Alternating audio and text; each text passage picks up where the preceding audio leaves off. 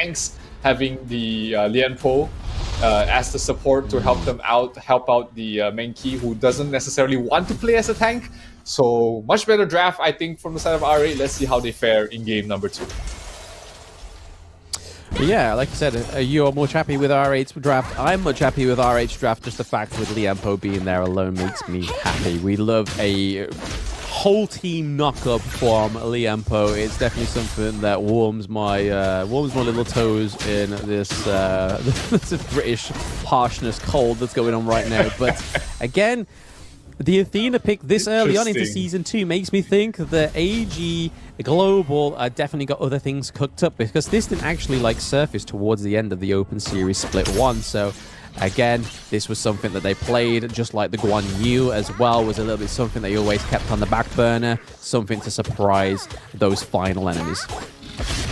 And this is interesting strategy here from R8. They send the marksman towards the mid, and Xenon playing towards the bottom against the DRNG on the early stages of the game, just because it's easier to clear off the waves as Ryoichi on the early, and Xenon can just really focus on the 1v1 against the DRNG. So it doesn't seem like it's really making any big of an effort, but it's interesting to see so far. Yeah, I think it's mainly just to get that early bit of lead of gold there for the Arlie. But here we are, Byron. For those that don't know and haven't played Byron in the Clash lane yet, if you are a Clash lane main, here is one to do it, because he can win your lane pretty much 90% of the time. So Byron's basic combo is his second, the basic attack first, and then ult. Enhanced skills deal more damage, so build up some energy before a team fight, because you'll get that shield that will just literally keep you sustained in those team fights. When you think you're going to die, pop that ult and say goodbye to your enemy. Yeah, for those who don't know what the energy is, it's that red bar below his health points, and whenever you have enough energy, every one of your auto attacks also give you lifesteal. So that's why he's so sustainable, and that's why he's such a strong lane bully, is that he can constantly just keep trading hits, knowing that he can out-sustain you later on. By bottom lane, they're trying to go for a kill. Here comes Illidan towards the back line, but Zai is able to get towards safety. Xenon not able to snipe him off, but here comes the Athena going for a kill. Arlie goes down, Ryoichi is gonna fall, and that is gonna be the first blood going towards the way of All Gamers Global. There we go. We thought Athena was going to be the feed, but she does pick up the first blood for AG Global as well. So like I was saying, this is a little bit of a promise, a little bit of a contract to your zero. It's not going to be that FUT Esports Athena. It is going to be a whole different monster, and we're already seeing that right now with plenty of presence in these lanes, plenty of presence in these team fights, trying to pick off these squishier heroes on the side of R8. But we have Mutsu and Princess Frost rotating down to the bot lane, as they do have a minion wave here. The farm lane turret is looking pretty low. The winter is coming, actually freezes the Lianpo there to stop a potential great engage from the Lianpo to support the Arlie in that bot lane. Menki getting caught out there by Mutsu's first ability, saying, don't come down here. This is on lockdown. We want your farm lane turret. Yeah, and it's they should be able to get it. They are trying to defend with the Lianpo and Arlie still there, but the rotations are coming in from Xenon as well. Shehab trying to go for the kill, trying to go for get something done. Menki towards the backline, get something off, but here comes the ultimate coming from the Mozu, but gets knocked up by the Lianpo, and that's going to be a kill on towards Qinglin. They're going to try to go for more. Here comes the Lianpo. No more ultimate, but he does still have his stuns. Menki called out. He's going to fall. Zaze will be the one to pick up the kill. 1-for-1 trade. And I think All Gamers Global are going to be more than happy for that, because they are able to convert that in towards the objective, which is that first Tyrant. Yeah, if there's a place you don't want your jungle to fall, it's definitely at that 4-minute mark when the first Tyrant and Overlord is up. I mean, the death timer at this point in the game is not that harsh, but as you saw, it left that Tyrant wide open, and you've now given that Tyrant buff over to the likes of the DRNG. You've got it on the Mayin, you've got it on Princess Frost as well, so huge damage going to come through now. I mean, more damage than would normally be at this point in the game, but now we have a massive aggression. We have that chain lightning being able to wipe out these minion waves a lot faster, just opening up this farm lane turret, but Liempo is not done yet. He does a flank ult into the Princess Frost, but I think that flashy play is not going to be quite enough. We see that Ali is able to pick out the DRNG, so again, that was a nice play by Roichi on the side of R8, bringing it to a 2-2 trade.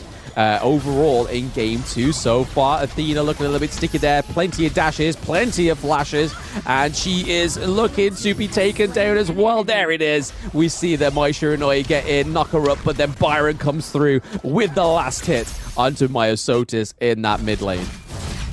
A huge turnaround there by R8, able to get 2 kills and take the lead in terms of the kills, evening out the net worth as well, and they might be the first one to take the tier 1 tower on towards the farm lane. And with Arlie, they can make short work of that and almost take the lead. They take the lead for the first time in this entire series. Yeah, I mean, this is definitely what R8 needed to stay in this game, and they've definitely cottoned onto something here with this team comp so far. Let's just hope that they keep riding this wave, because they're only slightly ahead of the gold. I mean, this is the first time that we've seen the team ahead of gold. It may be faint, it may just be a flat line of gold difference, but it's still a gold difference nonetheless. But R8 looking to try and go for the Overlord here. They've got to be careful because DRNG and Mutsu are here. They are able to close the Overlord as well, so that is a 50-50 split once again in the early phase of the jungle objectives that they're able to maintain. And going into game 2, huge knock up there from the Liempo, but nobody to follow up. Liempo is just a little bit too overextended. Me Joj was just a little bit too early with that phenomenal knock up there from the Liempo. This could go brutally wrong here for the side of R8. We see that CC Muti come through on the side of Athena. Byron looking pretty low. We see the life step come through on the side of Ali there just to try and get out. They do finally get that farm lane first tier turret on the side of AG Global. Yeah, and evening out the kills as well. Game is still neck and neck between both of these players. It's going to come down. It's reaching the mid-game point where a lot of focus will be on these marksmen. Ryoichi had a great start, so did Zayce. So it's going to be more of the positionings. If anybody gets caught off here, Shea taking a lot of damage. She's in trouble, has to back off. But here comes the Athena towards the backline. Myosotis soaking up a lot of damage, but is able to survive at the moment, and they're trying to get something, trying to secure a kill at this point. But the side of R8 was just able to disengage all too well, and looks like All Gamers Global will try and take this top tier 1 tower, but will they have enough members? Because Zayce is already down to half health, very dangerous. Xenon on the Mai, we've seen him in action in the Season 1 Invitational, and he was a beast on that hero. Yeah, it was definitely one of his top picks. We haven't really seen much else from Zenon just yet, but here we go. Knock up from the Mai, complemented by the Ali, but we have Motsu here as well. Double kill for Ryoshi. Well played on the side of R8. That is definitely another foot in the door in hopes to try and turn this game 2 into a game 2 victory rather than another L for them. But I do have to comment that AG Snow plays his Mayeen very confidently. He was able just to walk up to the Liempo, didn't care that Liempo was there in the same bush as him. He's just sort of like, bro, you gonna do anything? And then didn't actually even end up doing anything. But again, the Tyrant goes over to the side of AG Global. Very close game, very interesting at this point, because it is just one team fight away from either side to really get out of hand, because Athena does fall off towards the late game, but so does the Menki. He doesn't really do anything towards the later stages of the game. So both the jungles are starting to wear off. The Byron as well for Illidan is starting to lose his effectiveness as we reach the later stages of the game. Yes, it's definitely a shaky ground there for AG. They've got to rely more so on the likes of the Princess Frost and the DRNG to come through and try and carry towards the late game. But again, they are very equal in the turrets right now. So actually, no, we have R8 taking more turrets than AG. I was reading the jungle objectives. They are paired equally in the jungle objectives, and it seems to be the opposite side of the map. We're seeing the R8 are favoring that Overlord a lot more than the Tyrant, and it's really showing that the fact that they've focused that they've got more turrets. The life step coming through there to get Ali out of that team fight. So we have Liampo going in with the gauge. Is Mijo's going to be left alone once again, but Menki comes through as well. But no, he's able to flash out. Menki is in there all alone, but Byron is looking for a pickup, but there is nothing to be picked up there, unfortunately. That was just a little bit of a non-starting engage. Zay's popped his second skill a little bit too early. Did not dispel the final tick of the stun, but somehow managed to survive through all that, and nobody dies on either side. So that goes to show how close of a game is this game number 2. It can still go either way. Myosotis has been on this Athena. We haven't really seen too much of a lot of kills on her, but on the Athena, you're not really looking for snowball. You are just there to harass, aggress, and then re-engage later on. Yeah, I mean, it's not really paying much right now because, I mean, neither team was able to close a kill there. I feel like the Liampo and the Monkey engage was just a little bit too slow in order to catch out like the likes of the Dorenji or anybody that was a little bit more squishy on the side of AG. But again, we're having a big play around this Tyrant. The Byron takes down the Dorenji once again. Liampo going in for a double knockup as well. This could be an ace for R8. There is a double kill coming from Snow out of nowhere as well. So that was a 4-2 trade for the guys of R8. This is a really good place they need to be going into the 12th minute of game 2. They could take this second tier turret. They're not going to try and advance the higher ground. They may try and go for one of these jungle objectives or just get priority in the mid lane. Xenon, such a crucial knockup. We talked about how he was a beast on this My Shiranui, and he's definitely showcasing what he can do on that hero. Myosotis is going to do a little bit of cheeky play, trying to steal the blue buff away from the side of R8, but he's in a good position to maybe cause some havoc here in this Overlord. Yeah, no, there's something brewing there, but I think he's just trying to catch out one of the other heroes on the side of R8. The Overlord, Shadow Overlord, falls to R8. They do love a good Overlord, it seems. And here we go. Athena might get caught out here. No matter how many dashes, no matter how much CC immunity, Monkey is able to get the last hit onto Athena there as well. So again, 10 kills to 5 for R8. Has AG Gamers slipped, AG Global slipped a little bit here? It seems like the draft just isn't serving them too well in game 2. Has destroyed a tower. Yeah, and also R8 just have a much better draft compared to game number 1. So any small mistakes, R8 is able to punish this time with their lineup. They didn't lose the jungle badly. They were able to stabilize the lanes, and their team fight is just so good with the Lianpo as well as the My Shiranui. So much knockup, so much CC, and that is really giving them a good lead at this point. 6,000 net worth lead to the South Arabia. Towards the South Arabian organization, and they are in such a good place to force us to game number 3. Yeah, I mean, it definitely may be the full best of 3 we may get all day, it seems, Zero, but I don't want to count out AG just yet, because sometimes all it takes is just a flick of the wrist, and it just means that you're able to ace your enemy team and then get a solid minion wave all the way to the crystal. But Mijo doesn't want to get caught out here, because he is... We have to say that one of the vital parts of these massive engages, the reason why they've had so many successful team fights, is the combo of the Liampo with the Menki, and then obviously Byron coming through being hard-hitting, My Shiranui as well being very hard-hitting. Those crucial knockups from Zenon as well have really just been putting AG Global into their place right now.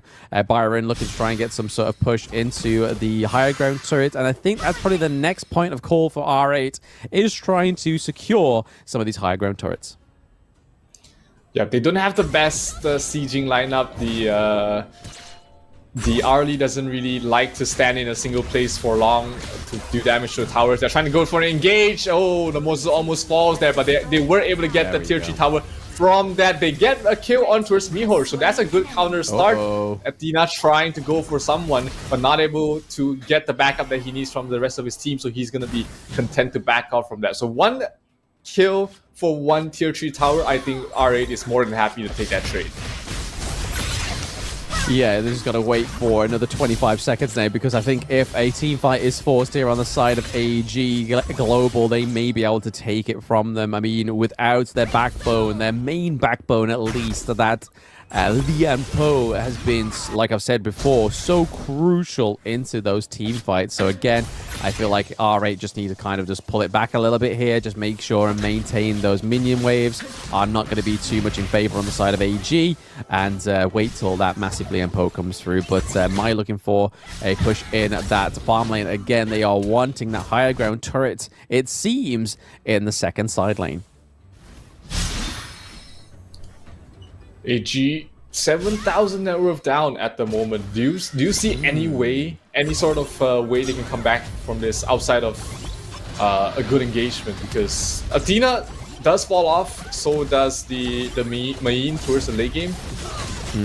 Overlord has been defeated. Again, I mean, you can see that Mayin's trying to get like a bit of a macro play going on here. I think they're just trying to focus these side lanes because they know that most of the time R8 is going to be grouped somewhere within that mid region, because they don't have the first and second tier turret in the mid lane now on the side of AG. So having that wide open just has it's just a huge playground for R8 right now in game 2. But like you said, the AG Global are quite far behind in that gold. So again, that makes a huge difference in Honor of Kings. And Mayin just looking to try and stay out of these team fights and allow her team to start the team fight first, and then her come from to the back line and try and be effective that way.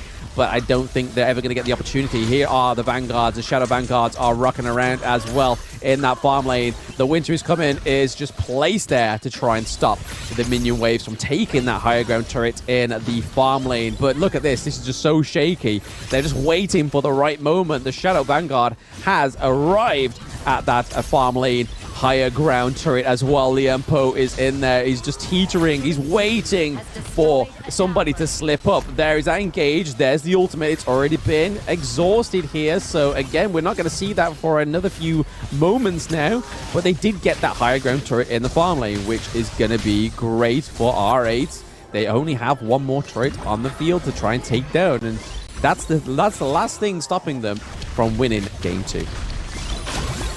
Yeah, R8 will be more than happy to be able to take that tier 3 without losing out any of their members, which means that they only have one more tier 3 to really deal with. And once they get this Shadow Tyrant, they will get the additional damage buff, which I expect them to utilize to try and push on towards the high ground in this mid lane. The last tower standing here for AG, they will need to defend with their lives.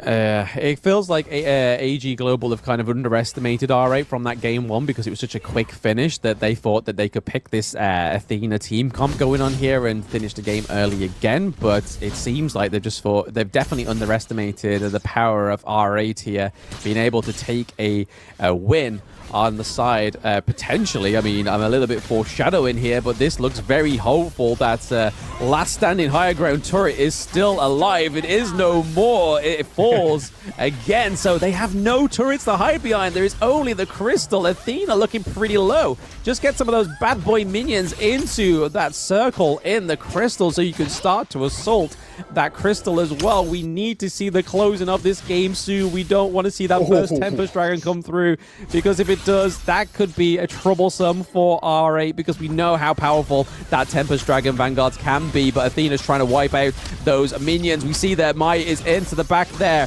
looking to try and take out some of their teammates. Byron is there as well, but it's already going down for R8. There's 2 of them down. There's a 2-1 trade so far. Byron's back up thanks to Sage Sanctuary. He is now going down again. Double kill going over to AG Snow.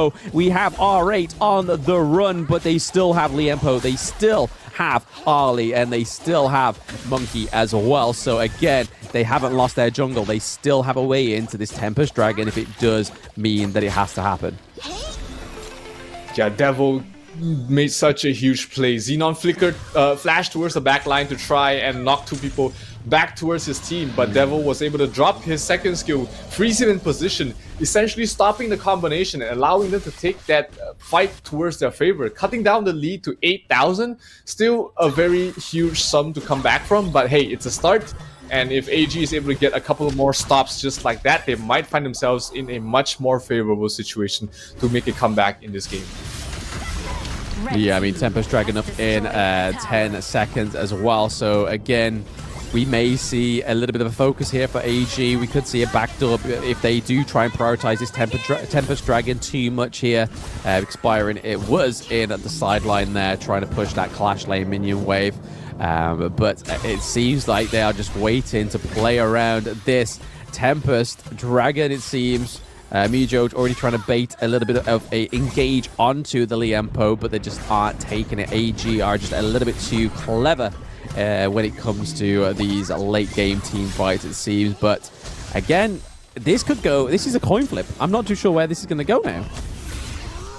Yeah, if R8 doesn't take a good fight, they might find themselves trying to defend the tier 3. But here is a good fight for Liempo, knocking back up, but he's down low. Athena trying to give chase, not enough damage. The Tempest Dragon not making things easy to fight in that area, and everybody will have to back off. Top lane is being pushed in. Main will have to rotate over there to try and stop that from happening.